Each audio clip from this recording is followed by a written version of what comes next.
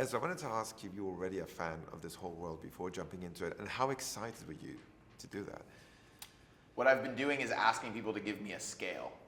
So give me a scale. I don't know, from 1 to 10. 10. You want to give me another scale? No, I'm just kidding. Yeah, just so excited, just the most excited that I think it's possible for a human being to be without actually spontaneously combusting and smoldering to a small pile of ash on the floor. So you read the books, you followed the movies, what was your experience before? Yeah, I read all of the books many times each, watched all the movies multiple times each, listened to the audiobooks, the performances by Jim Dale of the American editions of the books, countless times. I mean, we're talking about numbers in the hundreds. So if you can start to understand the level of mania and start to try to imagine what it's like to be me right now in this movie and working with J.K. Rowling, it's just, it's hard to describe, so I'm asking you to imagine. Speaking of different directions, another interesting relationship is the one that's formed between your character and Percival Graves. How do you explain that? Well, it seems like it's mutually a relationship in which both people need something from the other. So Credence needs to be seen. He needs to be recognized. He needs something as simple as physical touch, affection, anything. We used to speak of it, Colin and David and I, in rehearsals, almost as someone who's been in the desert for so long. And Percival Graves, who is a smart man, perceives this and is exploiting it by saying, hey, you in the desert, here is water. But Graves also needs something from Credence. There's a task that he needs Credence to execute. And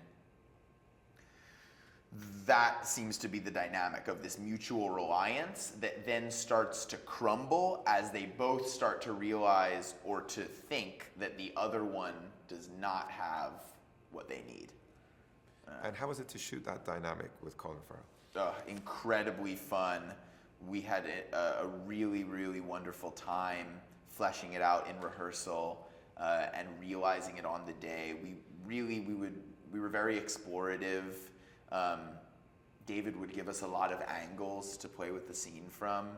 And I think we were just both very attentive, probably like every single person who worked on this film, very attentive to trying to honor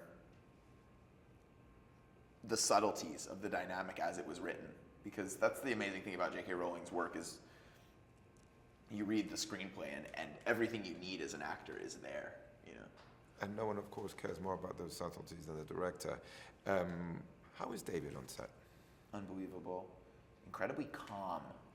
That's the first thing I usually say about him because it's so striking. I guess I had some sort of Cecil B. DeMille horror show image of directors of large-scale productions.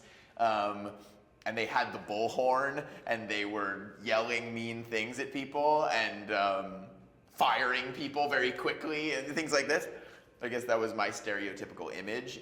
David Yates is the antithesis of that image. He is the opposite of all of those qualities. He is incredibly quiet. He maintains an incredibly quiet set. The focus on the work is really strong. He's very sweet and kind and warm, loving and supportive, but at the same time, he is a director who will challenge you and will accept nothing less than the best and most authentic performance that you're capable of that day. And he seems to have, not to blow up his spot, but he seems to have at least a couple psychic abilities. It feels like he can read your internal process. And so the notes that you get from David refer to your internal process in ways that can feel like a violation of an intimate space sometimes. Honestly, there were moments where he would say a note in terms of like what I was thinking and ask me to alter that. And I'd accept the note and then he'd walk away and I'd go, wait a second, how did he know what I was thinking? I think he's an incredibly potent observer. and someone who keeps his eyes wide open.